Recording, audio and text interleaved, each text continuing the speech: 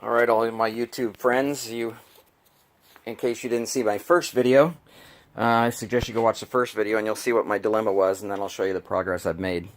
So far, as you knew, my main line came in here, under my sidewalk. Matter of fact, I'll show you this first. Came in here under my sidewalk, and you can see the main line from the right. Then I've got a coupler there, and then I've got a three-way, because eventually I'd like to run a line out here to my front yard for sprinkler. And you see the black 2-inch pipe. What that is I use that as a cover over the 3/4 inch PEX pipe. So it's basically just this 2-inch hard plastic PVC garbage. And what I did was I used, oh crap, where is it? I used these styrofoam things. You can get at Home Depot. It was like $2. It's a 6-foot piece. It's basically just styrofoam to pretty much insulate it. And I kind of use that for insulation since it's going up from outside in. And then plus I kind of used it to keep it from bouncing around inside the 2-inch pipe. Used it to keep from bouncing around inside the 2-inch pipe. So you can kind of see I ran it from outside. Comes in here, around a corner to a corner, and then I put a piece of PVC because I'm going to fill all this in. This used to be my typical garage floor was a big 2-inch hole here. That's now all going to be full of concrete, and the only hole is going to be for this black pipe to stick out of. You can see some of the styrofoam in there to keep it from bouncing around and keep it insulated. Going to come up here and tee off. This is all 3/4 still, 3/4 inch. Going to come over here for my my spigot that goes to the outside wall right there. I'm going to cut that and just put an elbow. Leave the galvanized pipe in there because I can always replace it if it gets bad, but it's right there so it won't be hard to fix it in case. Then it did come, all the galvanized line came underground here, under my concrete. You can see some of the old pipe, all the rusted old pipe in there. Then it came up here, and then that's where it went through my foundation wall into my crawl space. From there it gets pretty easy because you just replace the pipes as you go along. But in here this was a bear because I had to dig up all this concrete. And then you can see how it teed up. That was my washer and wash machine hot and cold that came up here. There's the drain. I've torn out all the sheetrock that was up there except, you know, up above, but I put in sheetrock on this because I plan on putting in French cleat system for storage.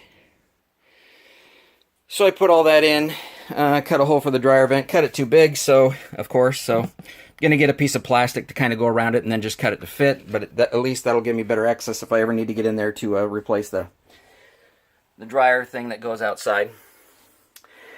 This pipe is still here. This was my cold line that came up to my hot water heater. My hot water heater was here with my hot and cold line right along here. But being built in the early 70s, like 1972 as a matter of fact, they had ground wires coming out everywhere for some reason. I tell you, if I could punch them in the head for the way they built homes back then, I would.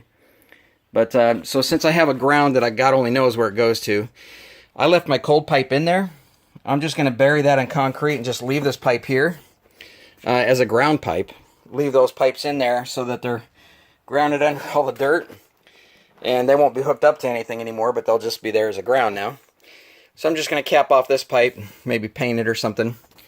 And then that'll just be a ground there, because since I don't know what that ground's to. But anyway, so replaced my outlet for my wash machine, replaced the 30 amp outlet or 50 amp outlet or whatever it is for my dryer.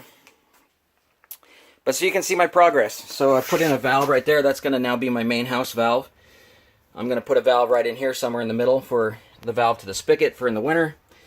Then I'm going to run the PEX over to here. Tee up here for my hot water heater. And then from there, I'll no longer use the white line. I'll use blue line so that I can tell what's hot and cold from here, because this is where my hot water heater is going to be. So I'll run blue up to my hot water heater, valve for the cold line going in, and then my hot's going to come out here, come over here and bend down to go to my washer and dryer. And then I've got drop ends, or elbow drops as they call them, that are just going to screw in here, and then my hot and cold line will come out here.